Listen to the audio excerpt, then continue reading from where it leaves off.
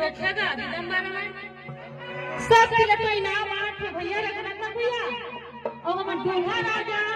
और दुल्हन कितने इनाम नहीं आते क्या बात है कौन भाई कुछ बोल बेटा आज के राजा हेलो हेलो हेलो हेलो कैसे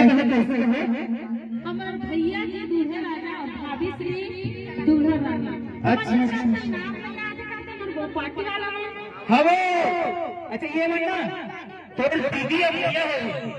लेकिन मोर जीजा भाटे जीजा भाटे क्या होते जाओ एक होते ऐसे का रिश्ता चेंज किया जाए मोरा भैया भौजी